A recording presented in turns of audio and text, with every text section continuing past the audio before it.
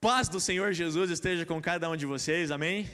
Nessa linda manhã de domingo que o Senhor nos dá de presente, apesar das dificuldades, apesar das lutas, apesar dos nossos irmãos enfermos, a gente permanece alegre no Senhor, sabendo e tendo a certeza daquilo que Ele vai fazer nas nossas vidas e nessa igreja.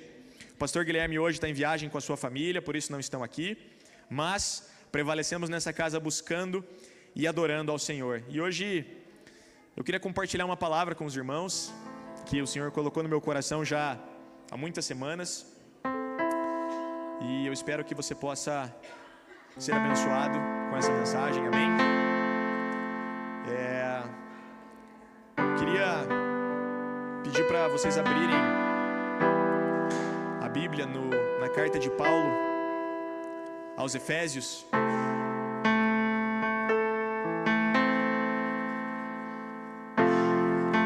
A gente vai fazer algumas leituras em Efésios, tá bom?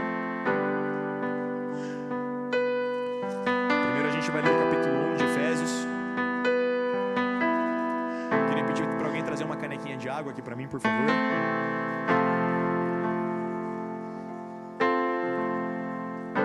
Por gentileza.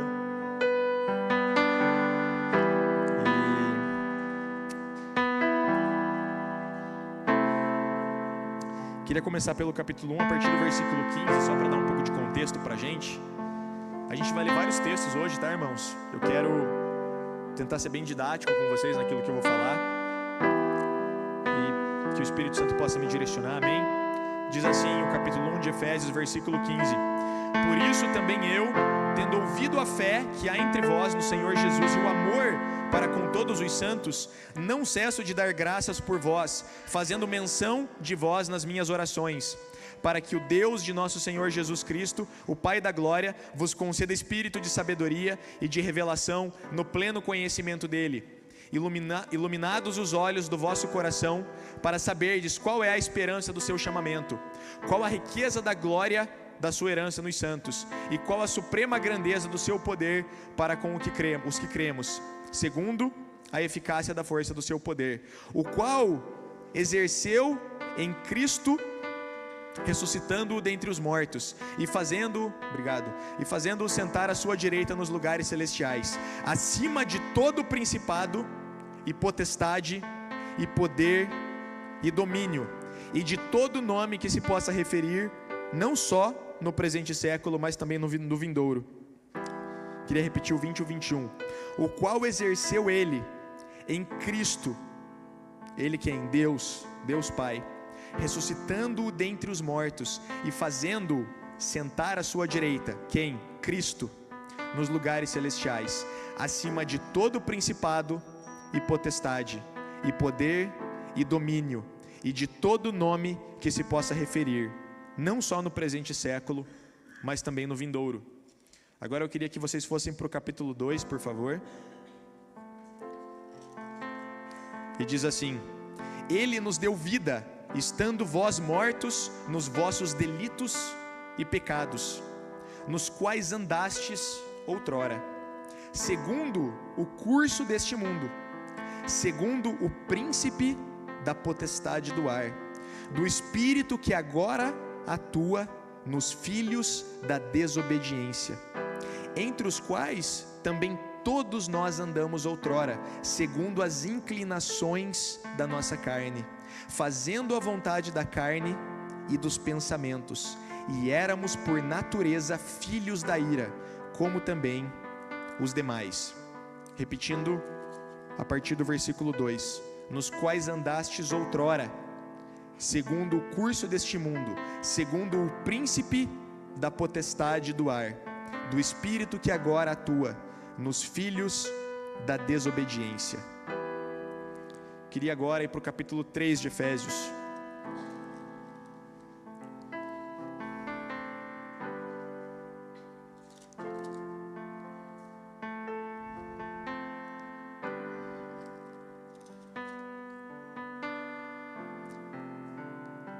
Podemos começar a partir do versículo 8, que diz assim: A mim, o menor de todos os santos, me foi dada esta graça de pregar aos gentios o evangelho das insondáveis riquezas de Cristo, e manifestar qual seja a dispensação do mistério, desde os séculos, oculto em Deus, que criou todas as coisas, para que pela igreja a multiforme sabedoria de Deus se torne conhecida, agora dos principados e potestades nos lugares celestiais. E por fim, eu queria que nós lêssemos o capítulo 6 de Efésios.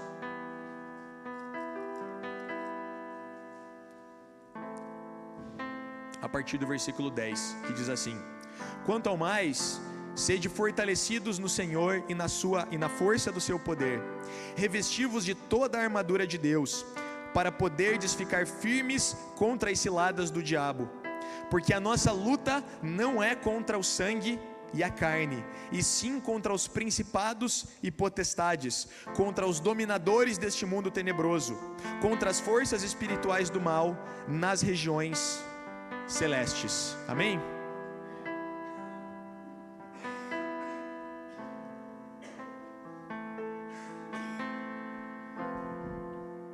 Sinto de ler mais um texto antes da gente orar. 2 Coríntios capítulo 4, um pouco antes da carta de Paulo, segunda carta de Paulo aos Coríntios capítulo 4.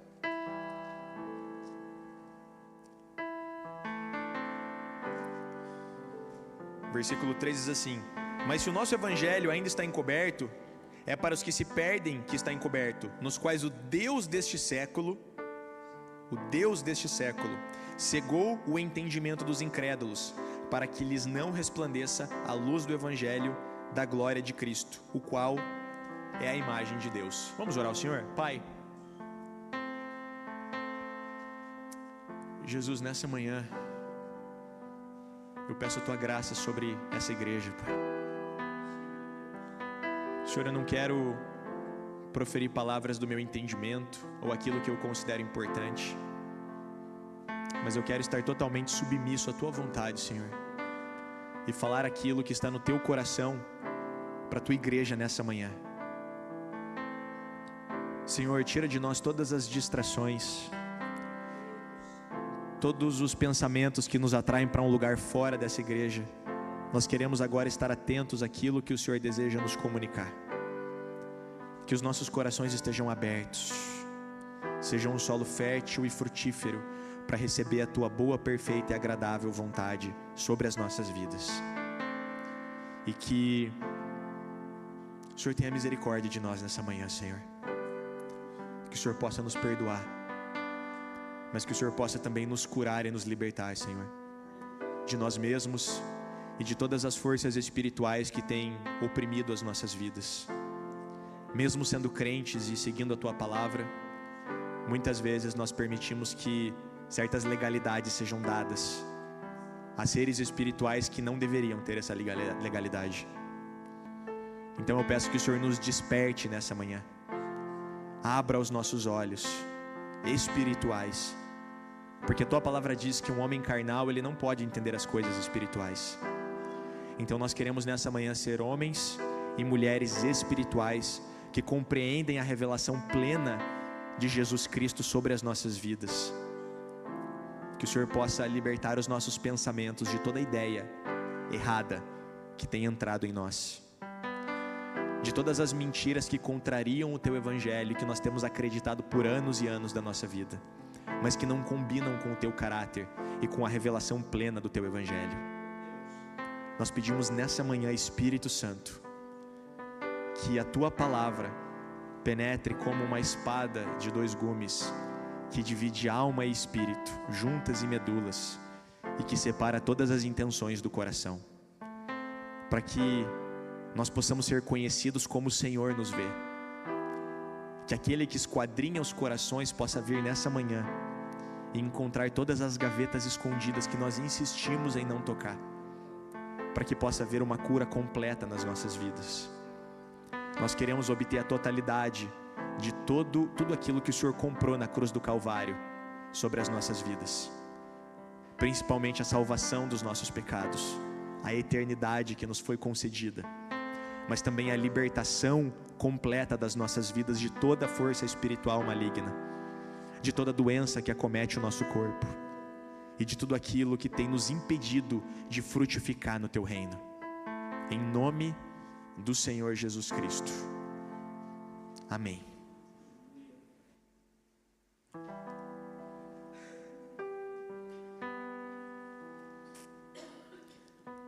Amém, irmãos? Eu tenho pensado muito nesse tema já há alguns meses, e coube hoje nesse culto que eu pregasse sobre essa temática, e na minha visão ela é até complementar em relação àquilo que o pastor Dinei pregou no domingo passado. Para quem estava aqui, ele trouxe uma pregação baseada em 1 Samuel capítulo 13, que fala sobre o momento onde o rei Saul, ele tomou decisões erradas baseadas naquilo que ele viu, naquilo que ele pensou, e então ele agiu e acabou fazendo coisas que não cooperavam com a plenitude da vontade de Deus sobre a vida dele como rei naquele momento. E nessa manhã, o que eu vou falar sobre o mundo espiritual tem muito a ver com aquilo que o pastor Dinei falou, mas talvez mais especificamente sobre aquilo que nós pensamos, sobre a batalha que acontece todos os dias incessantemente dentro dos nossos pensamentos, sobre todas as coisas que cruzam a nossa mente, atrapalham o nosso cotidiano, nos trazem ansiedade, preocupação, medos e frustrações, e nos impedem de agir na plenitude daquilo que Deus tem para as nossas vidas. E eu li alguns textos na carta de Paulo aos Efésios, porque é uma carta muito voltada para a realidade do mundo espiritual. E em todos os capítulos que eu li, do capítulo 1, 2 e 3 e do capítulo 6, ele vai mencionar sobre 4 forças espirituais específicas que são contrárias a Deus. E apesar de todas elas estarem submetidas a Cristo, que teve o seu nome elevado acima de todo nome, assentado à direita de Deus, ainda assim, eles têm autonomia para agir dentro das legalidades que nós oferecemos a eles. Isso acontece porque quando Deus criou o mundo, Ele não nos criou como robôs. Ele nos concedeu a possibilidade de escolher o caminho que nós vamos trilhar. Ele nos concedeu o livre-arbítrio. Existe uma visão calvinista que acredita que o livre-arbítrio era somente para Adão e Eva, e que nós não temos mais o livre-arbítrio nos dias de hoje. Nessa igreja nós discordamos dessa visão.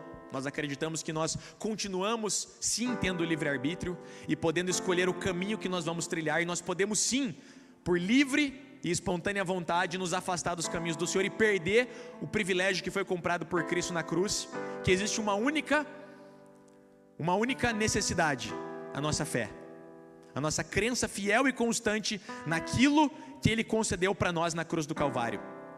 E essas 4 forças espirituais que são mencionadas, que são os principados, as potestades, os dominadores desse mundo tenebroso e as forças espirituais. Existem muitas discussões teológicas sobre o que exatamente são cada uma dessas classificações demoníacas e o que elas fazem no nosso mundo e nas nossas vidas. E antes de eu entrar sobre cada uma delas, eu queria explicar para vocês que a palavra demônio, ela é uma palavra que você, até onde eu estudei, você não vai encontrar no Antigo Testamento. Talvez você encontre numa exceção, mas normalmente no Antigo Testamento, as manifestações daquilo que hoje nós chamamos de demônios, elas eram intituladas por nomes de outros deuses que se opunham ao Deus de Israel. Esses deuses eram figuras idólatras, que se apresentavam como Baal, e por exemplo, o nome de Baal, ele possui uma série de variações. Há um mês atrás eu preguei aqui, li para vocês Ezequiel 28, falei sobre a descrição do rei de Tiro, que também é uma descrição específica sobre Satanás, que era um anjo que habitava no mais alto céu, mas que ele caiu dos céus, e a partir daquele momento ele se tornou opositor a Deus e opositor ao povo de Deus. E a palavra demônio, ela não é necessariamente encontrada porque nós vamos ter esses outros nomes. Então, por exemplo, Baal, Melcarte, que era um deus idolatrado por alguns povos próximos de Israel, era um dos deuses nos quais eram oferecidos sacrifícios de crianças naquele tempo. E nós vamos ter outras variações também nos quais esses deuses exigiam algumas coisas. E é por isso que essas nações eram chamadas de nações idólatras, porque elas escolhiam outros deuses e erigiam altares para esses deuses, para que eles fossem idolatrados no seu meio. E isso também infelizmente chegou a acontecer por várias vezes no meio do povo de Israel. Hoje em dia as nossas idolatrias, elas não são necessariamente outros deuses, elas são coisas materiais. Normalmente nós dobramos o nosso coração perante ao dinheiro, que também na Bíblia vai dar um nome para uma entidade que atrai o nosso coração a um outro senhor, que é Mamon. Então, no Antigo Testamento nós vamos ter essas figuras idólatras que atraíam o coração dos homens para outras figuras e que tirava a adoração plena de Deus e o relacionamento íntimo que eles tinham com o Senhor para outras figuras que eram palpáveis, que eram materiais, porque haviam estatuetas desses deuses, e Deus sempre foi e sempre será um Deus invisível. Nós nos reunimos aqui domingo após domingo e nós adoramos a um Deus que nós não podemos ver com os nossos olhos. Apesar de sentir a sua presença, apesar de vermos milagres, apesar de termos palavras proféticas que são proferidas e se cumprem, apesar de termos vários sinais espirituais daquilo que acontece aqui, nós não o vemos com os nossos olhos. E muitas vezes nós buscamos algo que seja mais palpável. E mesmo no meio evangélico a gente vê isso acontecendo, as pessoas colocando a sua expectativa em determinados objetos, em determinados homens, porque nós buscamos algo que seja mais visível, algo que seja mais palpável do que um Deus invisível. Mas no Novo Testamento nós começamos a ter a palavra demônio sendo utilizada com mais frequência. E a palavra demônio não é uma palavra inventada por Jesus naquele período, ela não é uma palavra inventada pela igreja daquele período. Na verdade ela era uma palavra corrente utilizada na cultura grega.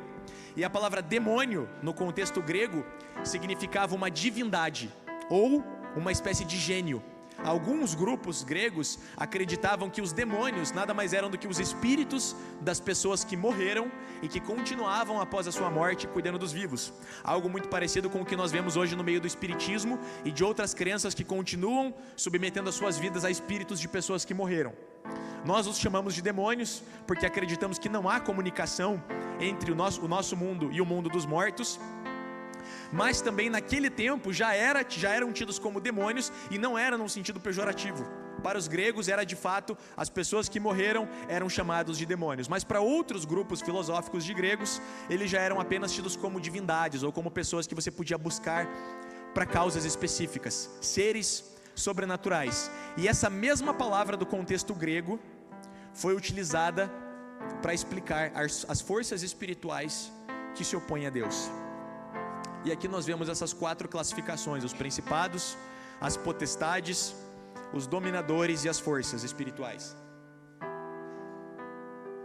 Eu não quero aqui presumir que eu sou a pessoa que vai explicar para você exatamente o que cada um deles é, mas existe um consenso teológico de que os principados e potestades são forças espirituais territoriais, que normalmente atuam em países, em cidades, em bairros. É muito comum, não sei se você já percebeu isso na cidade de Curitiba, você às vezes está andando em um determinado lugar e de repente você entra em um local onde parece que o ambiente muda, não só naturalmente, mas espiritualmente, às vezes só espiritualmente, e você percebe que aquele é um ambiente, por exemplo, de prostituição, ou um ambiente onde há muito tráfico de drogas, ou um ambiente onde há muita pobreza. É claro que você vai dizer assim, não, mas é natural, você observa coisas naturais e isso faz com que você pense que aquilo é espiritual, mas tem alguns ambientes que mudam. Tem um ambiente aqui, por exemplo, para baixo, na região do Boqueirão, próximo ali da Rua das Carmelitas, onde você cruza um determinado número de quadras e o ambiente muda, e ali tem muita prostituição, tem muitos travestis ali, e é uma região onde você percebe, não há nenhuma mudança natural, visual, mas quando você entra naquele ambiente, você sente o peso que há naquela região.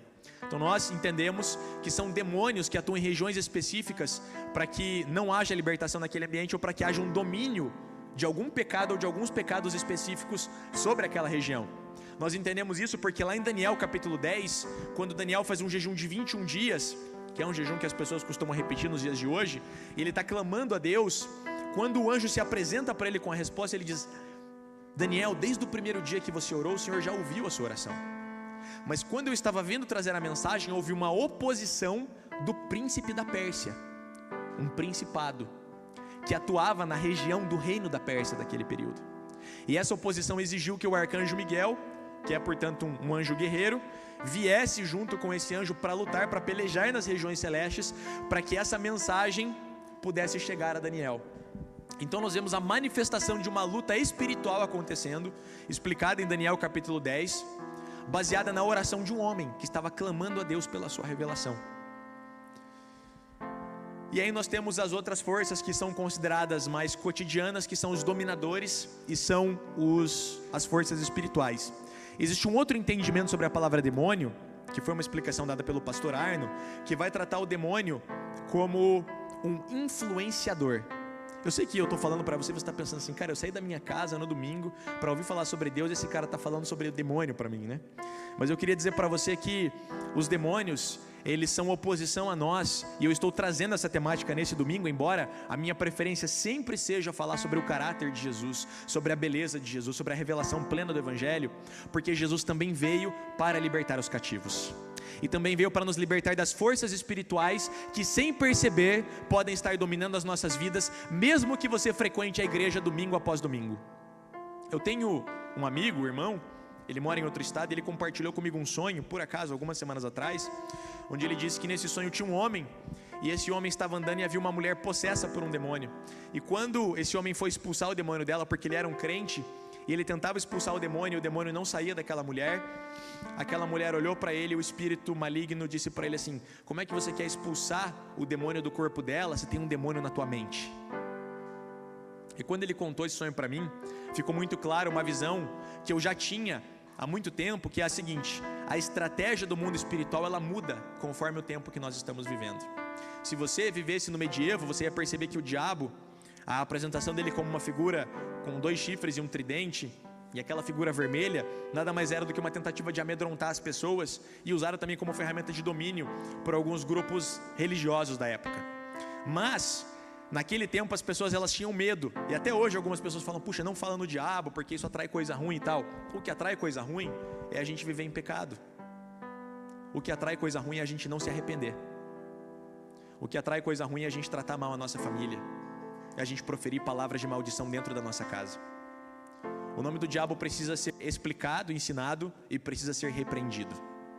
Mas nós precisamos saber quem é o inimigo das nossas almas, porque se nós não sabemos contra quem ou contra o que nós estamos lutando, nós deixamos de acreditar que há um inimigo. E por acaso essa tem sido a estratégia do diabo nos nossos dias: deixar de acreditar que ele existe.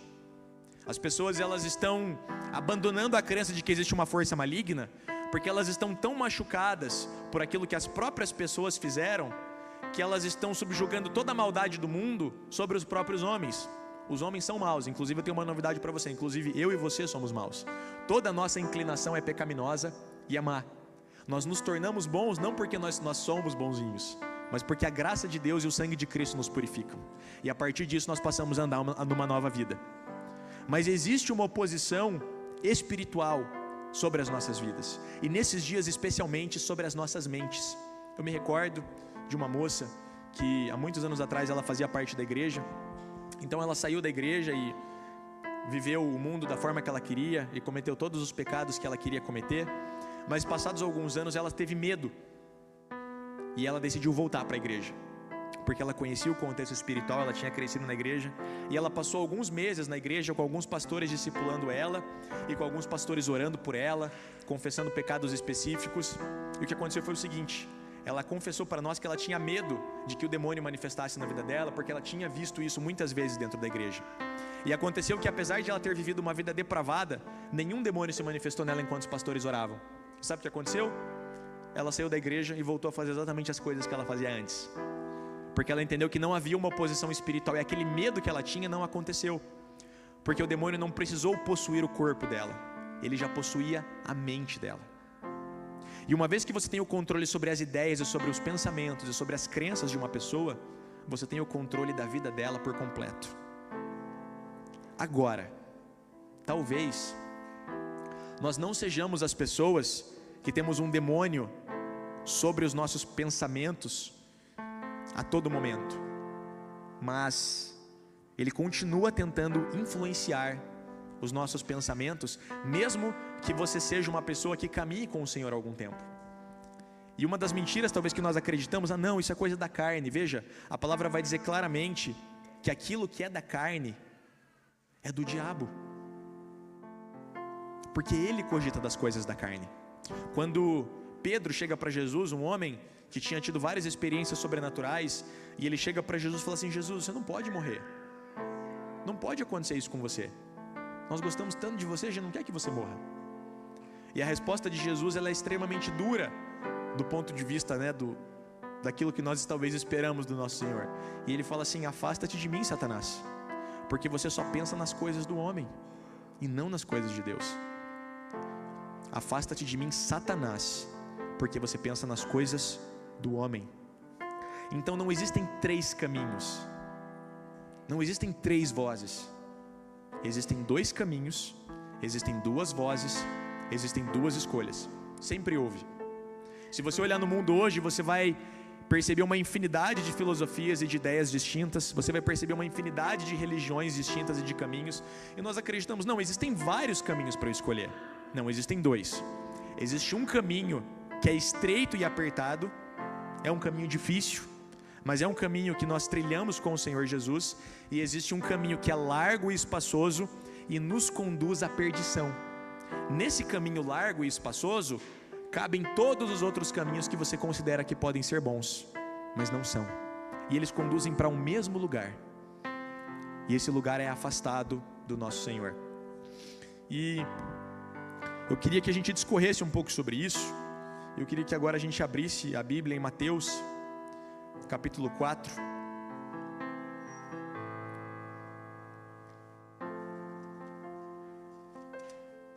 E a gente vai começar a entender isso um pouco mais na prática, na nossa vida.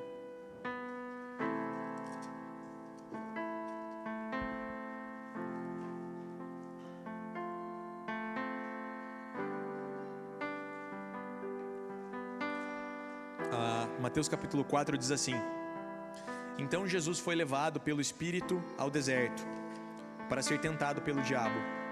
Depois de jejuar 40 dias e 40 noites, teve fome.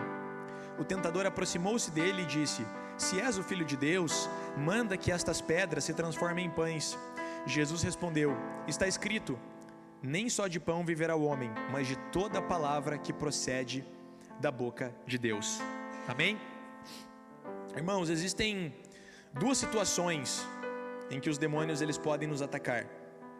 Existe uma situação que ela é inconsciente, através de doenças, através de pensamentos, através de ofensas de pessoas, através do próprio pecado que se apresenta na nossa vida, que são coisas cotidianas que nós não percebemos que são espirituais. Eu me lembro, uma vez, há muitos anos atrás, até está o Gilson aqui hoje, que foi o diretor da empresa que eu trabalhei alguns anos atrás. Nessa época eu trabalhava para o Gilson, e eu acordei pela manhã, eu tive uma luta espiritual em sonho, e quando eu acordei pela manhã, o Senhor me levou a Jó, e em Jó dizia assim: nós aceitamos o bem de Deus, não aceitaríamos também o seu mal? E eu comecei a orar, e o Senhor falou para mim assim: olha, hoje você vai ter uma oposição espiritual. E naquela época eu era representante comercial, eu visitava muitas empresas aqui em Curitiba. Eu fui visitar uma concessionária que eu tinha um excelente relacionamento e vendia muito bem para eles, o nosso produto era muito bem quisto lá. E quando eu entrei nessa concessionária, foi o primeiro cliente que eu fui visitar pela manhã, o Senhor tinha me avisado pela manhã. O dono da empresa veio até mim e começou a gritar comigo descontroladamente, no meio da loja, no meio de todas as pessoas. Eu falei, até lembro do nome dele, era Edson o nome dele. Eu falei: Edson, calma, eu demorei um pouco para perceber o que estava acontecendo. Eu falei: cara, nós somos amigos, a gente tem um relacionamento comercial, tal, o que está acontecendo? E ele começou a falar um monte de coisa para mim, assim, tal, e eu falei: tá bom, não vamos conversar mais. Eu virei as costas e fui embora. E eu estava na época junto com um pastor, que é o pastor Adriano, um amigo meu, e eu estava tentando entender. Ele falou: cara, isso foi espiritual, esse cara estava dominado pelo mal, eu não sei o que aconteceu. Eu falei: puxa, é verdade, o Senhor me avisou hoje pela manhã mesmo que haveria uma oposição espiritual. Então esse foi um tipo de ataque que eu acabei me tornando consciente dele, porque eu estava com um irmão em Cristo que me ajudou a perceber. Apesar do Senhor já ter me avisado pela manhã. Isso que é o ruim do TDA, né? Às vezes você não percebe as coisas e tal. Deus tem que curar essa parte aí também. Mas eu fiquei consciente daquele ataque. Mas existem uma série de situações que acontecem no nosso cotidiano, de pecados que se apresentam para nós, de pessoas que nos atacam, que nos ofendem, de pensamentos que cruzam a nossa mente e que nós não percebemos que são ataques espirituais. Por exemplo, vamos falar sobre os pensamentos. Eu tenho certeza que todo mundo aqui já teve algum pensamento pecaminoso, algum pensamento maligno que pensou assim: cara, por que eu estou pensando isso?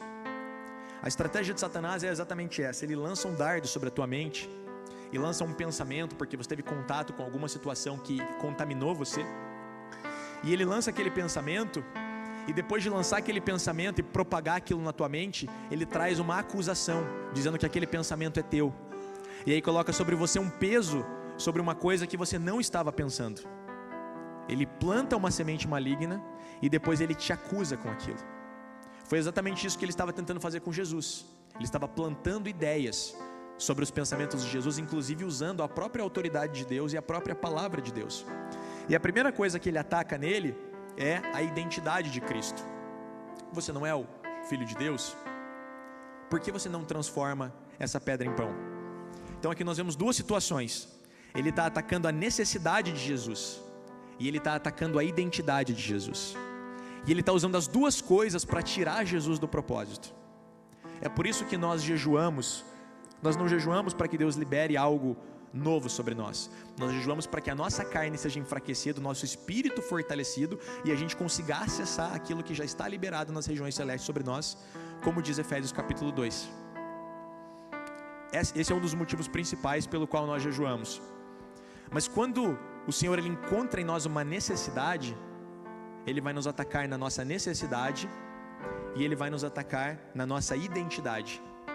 E normalmente Ele vai trazer desmerecimento, acusação, peso sobre nós. E isso sobre todos os nossos papéis. Se você é mãe, Ele vai acusar você de ser uma péssima mãe. Se você é pai, Ele vai acusar você de não prover o suficiente para sua casa. E vai pesar nessa área ao ponto de você se tornar um trabalhador varrido que não tenha mais tempo para cuidar do seu próprio lar. Então ele pega a sua identidade paterna, materna, ele pega a sua necessidade, que é naquela área onde você está tendo dificuldade, e ele traz para você um peso para derrubar você. Quando nós aceitamos os pensamentos que são plantados em nós e que são contrários àquilo que Deus pensa sobre nós, nós começamos um caminho de derrota espiritual sem perceber. Porque nós aceitamos mentiras que foram plantadas na nossa mente, também pelo fato de que nós não gastamos tempo bastante com Deus para que as verdades dele fossem plantadas em nós. Quanto mais afastados de Deus nós ficamos, a voz dele vai ficando distante, as verdades dele vão sendo esquecidas. O que defendeu Cristo contra Satanás era a plena intimidade que ele tinha com o Pai. A intimidade que ele tinha com o Pai o fez se lembrar da palavra de Deuteronômio capítulo 8. Mas nem só de pão viverá o homem, mas de toda a palavra que procede da boca de Deus. O que significa que quando nós somos atacados com um pensamento, existe uma porta de escape. Existe uma palavra que pode fluir da nossa boca para que nós possamos nos libertar daquilo que está oprimindo os nossos pensamentos. E eu estou falando isso aqui para vocês, irmãos, mas preste atenção. Tem pessoas aqui que estão dia após dia, semana após semana, sendo inflamados com os mesmos pensamentos de derrota, com os mesmos pensamentos pecaminosos, com os mesmos pensamentos identitários, de que você é um fracassado, de que você não consegue, de que você não é bom, de que a sua família não vai dar certo, de que os seus negócios não vão para frente, de que você não é capaz. E quando você começa a aceitar esses pensamentos e se esquecer daquilo que Deus declarou sobre a tua vida, veja, Deus deu o Filho dele por você. Não foi para te chamar de fracassado. Eu não quero aqui pregar um evangelho triunfalista. Eu não quero incentivá-lo a ser a melhor versão de você mesmo. Eu só quero dizer para você que você é um filho e uma filha amada de Deus. E como tal, existem bênçãos sobre a sua vida que são mais preciosas do que os pensamentos mentirosos que você tem deixado entrar nos seus pensamentos. E se você acreditar nas palavras certas, a tua família vai ser transformada, a tua vida vai ser transformada, e você vai sair de um lugar de derrota para um lugar de um filho de Deus, que passa por lutas e lutas e batalhas. O que diz Efésios capítulo 6, vamos ler de novo. Efésios capítulo 6, que nós lemos aqui inicialmente, diz assim: finalmente fortaleçam-se no Senhor e no seu forte poder, vistam toda a armadura de Deus para poderem ficar firmes contra as ciladas do diabo. Pois a nossa luta não é contra seres humanos, mas contra os poderes e autoridades, contra os dominadores deste mundo de trevas, contra as forças espirituais do mal nas regiões celestiais. Por isso, vistam toda a armadura de Deus, para que possam resistir no dia mau e permanecer inabaláveis depois de terem feito tudo. você sabe, a armadura de Deus é uma descrição do uniforme romano que Paulo usou como analogia para nós entendermos como nós deveríamos estar equipados espiritualmente. E ali ele vai falar sobre nós nos cingirmos com a verdade, que seria o cinto, aquilo que sustenta toda a armadura. Isso é muito engraçado, irmãos, porque eu não sei vocês, mas muitas vezes eu sou confrontado com palavras que são exatamente contrárias àquilo que Deus me disse. E eu sou muito tentado a acreditar nessas palavras contrárias, porque elas são muito mais palpáveis. A palavra de Deus, ela contraria aquilo que nós vemos.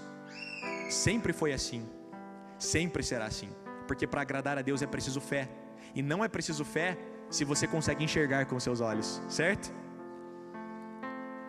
Então Deus, Ele tem prazer em liberar um propósito sobre a nossa vida que é impossível aos nossos olhos, porque a impossibilidade de nós torna a realidade de Deus palpável nas nossas vidas. Deus ama trabalhar na nossa fraqueza, porque na nossa fraqueza nós encontramos a força dEle, e na nossa impossibilidade, porque nele nós encontramos possibilidade. Então, os desafios que surgem sobre a nossa família, sobre os nossos negócios, sobre a nossa vida individual, são gritos espirituais para que nós voltemos os nossos olhos para Deus. Ele quer tirar o nosso foco daquilo. Eu não tenho mais saída. Então agora você vai olhar para Deus, porque foram dadas tantas chances e você preferiu continuar olhando para isso aqui. Agora eu não vejo mais chance. Eu não vejo mais chance nessa doença. Eu não vejo mais chance dessa pessoa. Eu não vejo mais chance de salvação. Então agora você pode dobrar o teu joelho e se curvar àquele que é digno da sua confiança e da sua fé. Nós precisamos estar cingidos com a verdade. Às vezes eu estou lá no meu trabalho, no meu cotidiano, e começam a vir pensamentos e pensamentos. Eu falo assim: Deus, mas não foi nada disso que o Senhor me disse. E aí eu preciso reafirmar para mim mesmo em oração aquilo que a palavra diz, para que a minha alma não grite mais alto do que a força da palavra de Deus dentro de mim. Então é uma luta constante. Eu sei que você luta nos seus pensamentos, porque eu também luto com os meus. E aí, o inimigo, ele também adora trazer uma acusação sobre os nossos pecados. Eu quero dizer isso para você de forma muito clara: a voz de Deus, ela não te acusa. Sabe quando você pode saber que é a voz de Deus? Presta atenção no que eu vou te falar. Marcos, quando eu sei que é a voz de Deus? Primeiro, tem que estar alinhado com a palavra dele. E segundo, Deus, ele só vai te falar, ele só vai te trazer à memória um pecado quando você tiver que resolver essa situação com alguém. Lembra aquele dia que você fez isso? Você precisa ir lá pedir perdão. Essa pessoa está magoada com você. Você precisa consertar essa situação. Aí o Senhor, ele vai trazer aquilo à memória, não para te acusar, mas para dizer para você que uma questão precisa ser resolvida, que um perdão precisa ser pedido. Agora, se não há perdão a ser pedido, se não há situação a ser resolvida com alguém, essa acusação que recai sobre os seus ombros, ela procede de Satanás, porque Deus, ele não está te acusando. A todo momento a voz dele diz assim: filho, só fique mais perto de mim, deixa eu te ensinar, deixa eu transmitir para você o meu caráter e o meu amor, um pouquinho de cada dia, um pouquinho de cada vez, e gradativamente as minhas verdades vão se tornar tão grandes dentro de você que você vai transbordar para outras pessoas. E de repente você vai encontrar alguém que vai estar com os mesmos pensamentos, com as mesmas dúvidas e com as mesmas acusações que você estava, mas você vai ter uma palavra temperada para dar para ela, que vai transformar a mente dela, porque você foi fortalecido na fonte que é Cristo Jesus. Não tem como eu oferecer para alguém sem ter recebido aquilo antes. E Jesus, ele recebe o seu ataque na sua identidade, mas também na sua necessidade. E essa necessidade, muitas vezes, ela pode ser uma necessidade pecaminosa, a sua carne gritando para fazer um pecado que você tem lutado constantemente. E a sua carne começa a dizer: você não é filho de Deus, olha os teus pensamentos, você está maluco para pecar, você está doido para pegar o teu celular e abrir de novo aquele vídeo pornográfico, você está maluco para voltar a conversar com aquelas pessoas que te levavam para esse caminho errado. Você sabe que lá é o teu lugar. Não. Não. Eu quero dizer uma palavra sobre você nessa manhã. Você foi liberto pelo sangue do Cordeiro. Você não precisa mais ficar lutando contra o pecado, tentando fazer isso em forma de lei. Você precisa se aproximar de um ser que é santo, e a santidade dele vai começar a transbordar para a tua vida. Os teus pensamentos e os teus sentidos vão ser cheios da santidade de Jesus. E o pecado que antes atraía tanto a tua carne e consumia os teus pensamentos, vai se tornar uma memória vaga no passado, porque o Senhor vai te preencher nessa manhã. Agora nós voltamos lá para Mateus capítulo 4.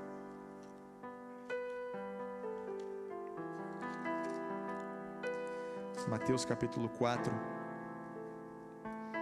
Está escrito: nem só de pão viverá o homem, mas de toda palavra que procede da boca de Deus. Isso é uma analogia, irmãos, também a Deuteronômio, porque Jesus ele passou 40 dias no deserto e o povo passou 40 anos no deserto. Essa palavra foi uma das palavras proferidas em Deuteronômio quando Deus estava se lembrando, né? Deuteronômio significa repetição ou duas vezes.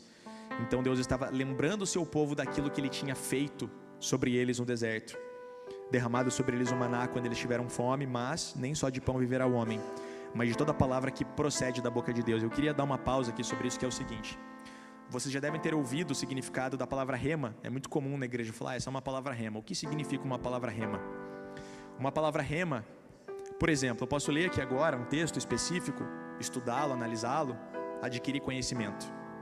Uma palavra rema é quando uma palavra de Deus, ela é direcionada para a minha vida, especificamente no momento e na situação que eu estou vivendo. E ela coopera com aquele momento que eu estou vivendo para que eu entenda que Deus está comigo e para que Ele me encoraje em fé para prosseguir. Essa rema, numa tentativa de traduzir no original, ela significa exatamente essa palavra que Jesus fala do procede. Toda palavra que procede da boca de Deus. Então toda palavra que sai da boca de Deus para a sua vida especificamente é uma palavra rema. É uma palavra direcionada para você. E eu acredito que hoje nós teremos muitas palavras remas liberadas aqui, em nome de Jesus. Nós vamos ter um tempo de oração depois. Na sequência, diz assim: então o diabo o levou à cidade santa e colocou-o na parte mais alta do templo e lhe disse: se és o filho de Deus, joga-te daqui para baixo, pois está escrito: ele dará ordens aos teus anjos a teu respeito, e com as mãos eles o segurarão, para que você não tropece em alguma pedra. Jesus lhe respondeu: também está escrito: não ponha à prova o Senhor teu Deus. Irmãos, o segundo questionamento que normalmente Satanás adora plantar sobre a nossa mente é questionar Deus. Ele questiona a gente, o nosso pecado, porque é mais fácil, está mais palpável. Mas quando você passa desse nível, quando você fala assim: não, eu sei o que Deus falou para mim, eu creio, isso não é verdade, eu repreendo essa palavra, e você prossegue, aí ele vai falar assim: mas será que foi isso mesmo que Deus disse então? E aí ele vai começar a questionar Deus na sua vida. Será que Deus está com você mesmo? Será que Deus é real? A gente percebe que foi exatamente essa estratégia que Satanás usou com Eva, porque Eva era plena, percebe? Ela estava no paraíso, ela não tinha pecado, ela vivia no melhor lugar já construído, tinha comunhão com Deus todos os dias, era uma pessoa plena, ela era Eva, a primeira mulher, ela tinha plenitude identitária. Não havia como Satanás questionar algo, porque ela não conhecia outra coisa, mas ele questionou o caráter de Deus. Você tem certeza que foi isso mesmo que Deus disse para você? O segundo questionamento, ele é muito sério, porque Satanás ele coloca no alto do pináculo e ele começa a tentar mudar diante de Jesus. Quem é Deus? Não, você pode se jogar, porque Deus ele vai dar ordem aos seus anjos. Está lá escrito no Salmo 91, não está? Pode ficar tranquilo, Ele vai te segurar, não se preocupe. Irmãos, tem um pregador que ele fala algo muito interessante, que às vezes às 10 da manhã nos domingos no mundo inteiro vai ser o horário mais idólatra de todos os horários da semana, porque tem milhões de pessoas reunidas adorando a um Deus que elas não conhecem, proferindo canções para um Deus que elas não têm ideia de quem seja. ou cantando canções para um Deus que elas acham que sabem quem é, porque elas criaram um Deus baseado no seu próprio entendimento e elas adoram esse Deus que não tem nada a ver com a pessoa verdadeira de Jesus. O Tozer, ele escreve sobre isso: quando você adora um Jesus que não é o Jesus bíblico, você está cometendo um ato de idolatria, porque esse não é o Jesus que foi dado para você adorar. Então, quando nós não entendemos quem é o Deus que nós servimos, fica muito fácil e nós nos tornamos uma presa espiritual fácil para que Deus seja questionado na nossa vida. Cara, mas será que Deus vai fazer mesmo? Será que Deus me ama? Será que diante das 7 bilhões de pessoas Deus realmente me vê? Porque tantas coisas ruins estão acontecendo ao meu redor. Será que Deus é realmente real? Essa é uma estratégia que funciona muito no mundo espiritual. E eu queria alertar você nessa manhã de que quando você não gasta tempo conhecendo Deus, você se torna uma presa fácil para desconfiar daquilo que Ele tem sobre a sua vida. E aí você começa a simplesmente seguir uma religião. A falta de profundidade em Deus, como disse Oséias: o meu povo perece porque lhe falta o conhecimento. Conhecimento do quê? Das Escrituras?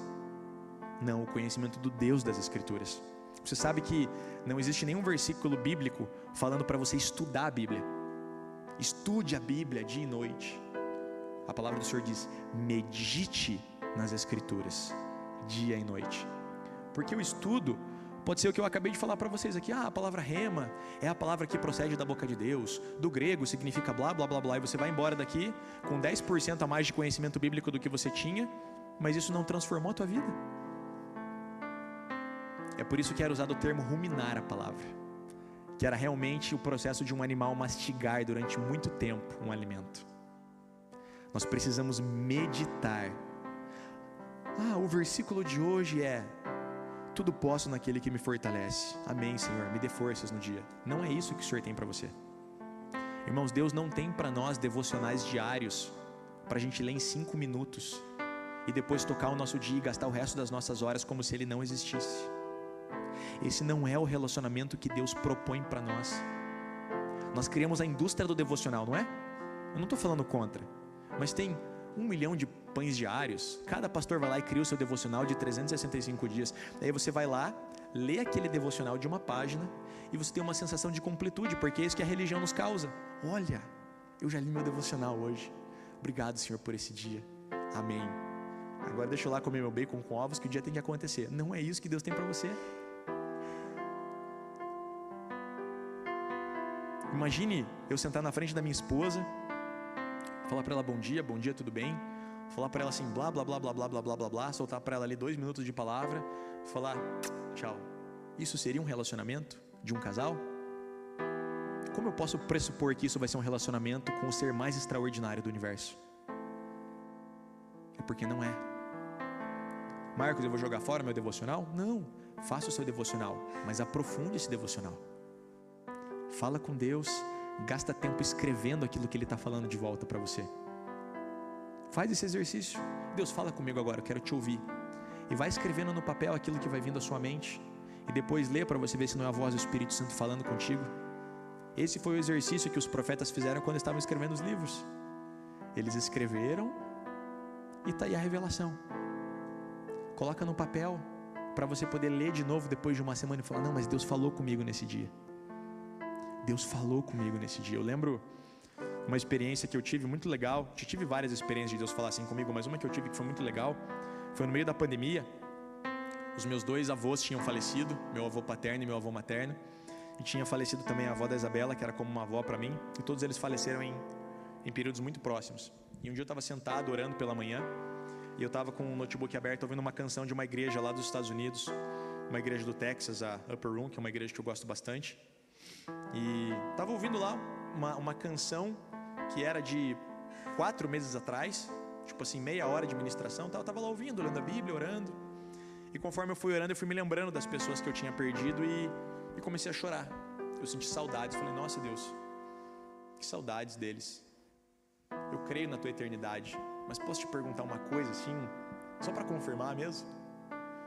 Será que um dia eu vou poder sentar com eles de novo na mesa, a gente vai tomar um café junto? E aí eu perguntei isso, e na hora que eu perguntei, eles estavam ministrando lá no YouTube, uma gravação.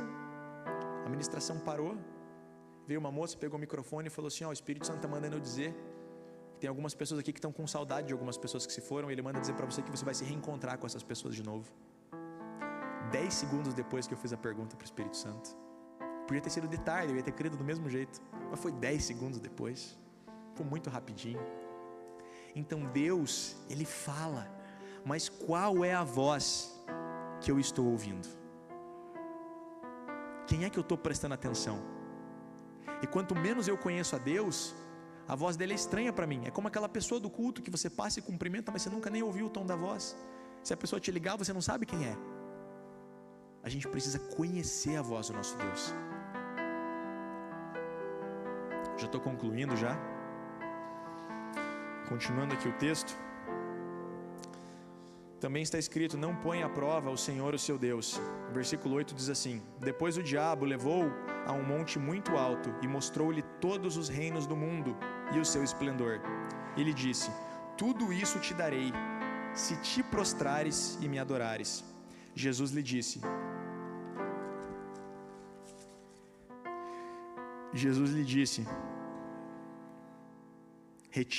retire-se, Satanás, pois está escrito: adore o Senhor o seu Deus e só a Ele preste culto. Então o diabo deixou e os anjos vieram e o serviram. Irmãos, o terceiro ataque que Satanás tem usado muito no meio da igreja é a vaidade. Todo mundo tem uma vaidade, e Satanás conhece qual é essa vaidade, que cabe como uma luva no teu coração. Para uns a vaidade é aqui, ó, é o palco. Para uns a vaidade é o reconhecimento profissional. Para outros é uma titulação acadêmica. Para alguns a vaidade é: olha como a minha família é bonita e perfeita.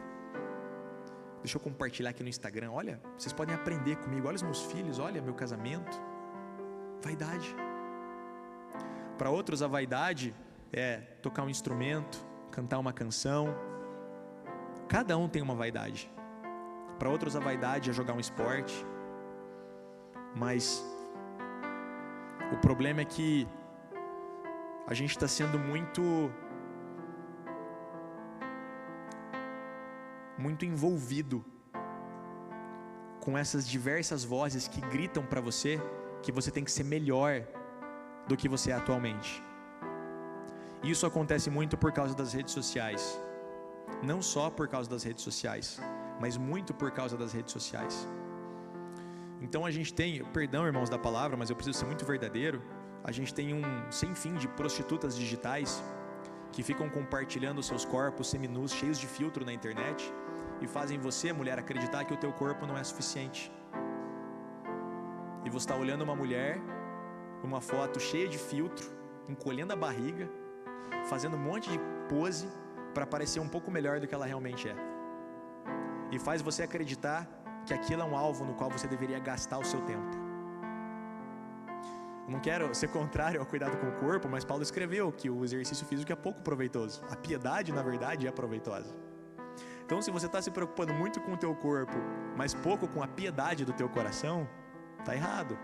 Você pode se exercitar. Você pode, assim, a maior mentira que as pessoas falam é assim: eu vou para a academia para cuidar da minha saúde. Para de ser mentiroso. Está querendo ficar com a aparência mais bonita. Agora, eu também não estou dizendo que você não pode cuidar do seu corpo. É importante. Mas qual é a raiz dessa tua preocupação? Você está se olhando no final do ano na praia, tirando a camisa? Está se imaginando tirando uma foto no Instagram? Gente, eu estou falando isso aqui, não parece piada? Tem milhões de pessoas fazendo isso toda hora.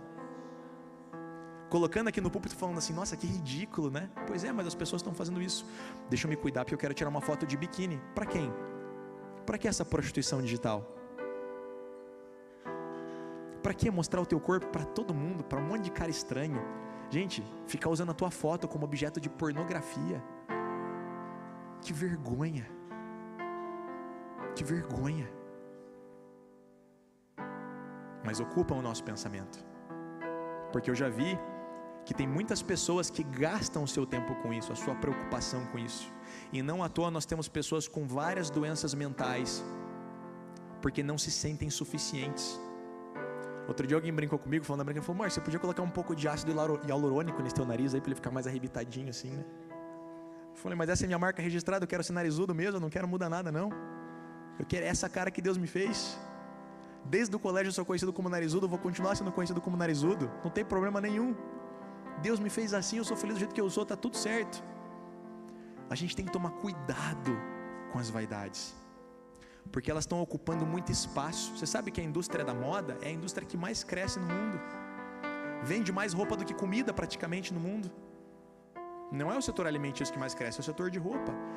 Compra-se muita roupa, porque tem muita preocupação com a forma como as pessoas vão te olhar lá fora.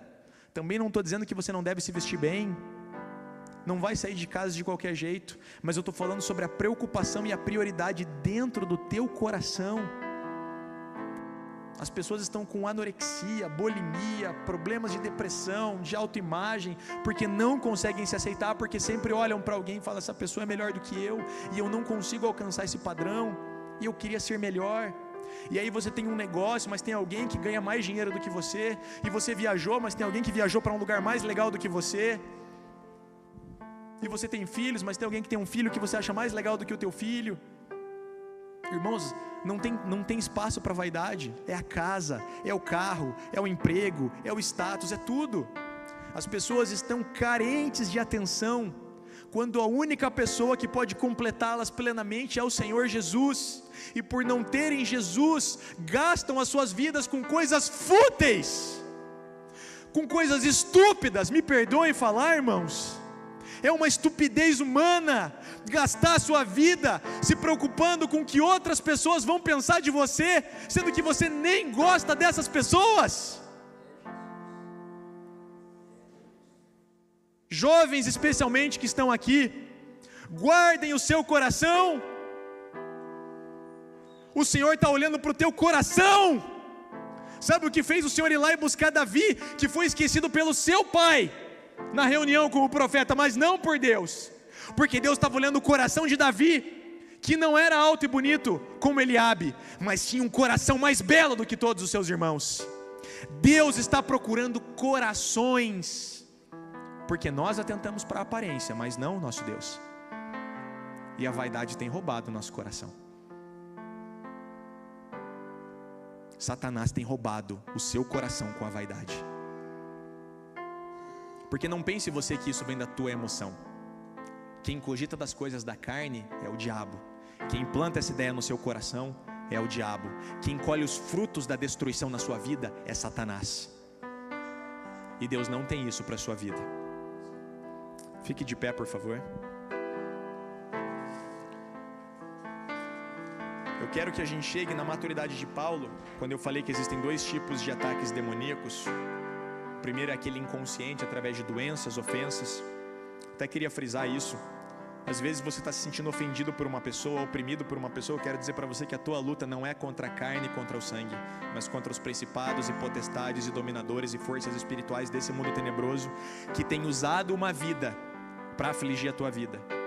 E enquanto você permitir que esse espaço de ofensa permaneça no teu coração, Satanás vai continuar usando essa pessoa e essa situação para gerar ferida e morte em você. A partir do momento que você liberar perdão e mudar a tua visão e olhar para essa pessoa com o olhar de Cristo, que morreu por essa pessoa, por pior que ela seja, e entender que Cristo deseja que ela chegue ao pleno conhecimento da salvação, e você mudar a tua visão para uma visão de dor, de ofensa, de tristeza, de raiva, para uma visão de amor, que o teu Senhor deu a vida dele por aquela pessoa, aí então você não vai mais se ofender, porque não foi a pessoa que mudou, mas foi aqui dentro que foi mudado. Queria enfatizar aqui, eu quero que nós cheguemos ao pleno entendimento de Paulo, porque Paulo ele recebeu um ataque de um demônio consciente. Não foi uma pessoa ofendendo dele, as pessoas criam várias discórdias. Em 2 Coríntios capítulo 12, Paulo ele é arrebatado até o terceiro céu, ele recebe uma revelação tão profunda de Deus, que ele fala que ele não é apto a falar aquilo para os homens. E a palavra diz que o próprio Senhor permitiu que um demônio fosse esbofeteá-lo. Existem várias teorias sobre o que é esse demônio, se era o espinho na carne, né? se era uma doença, se era uma opressão demoníaca mesmo, mas ele estava consciente que era um demônio. Consciente. E naquela consciência que era um demônio, ele orou 3 vezes para Deus afastar o demônio, e Deus falou: não vou afastar, porque a minha graça te basta. O meu poder se aperfeiçoa na sua fraqueza. Então, se a gente chegar nesse nível de que porque veja, irmãos,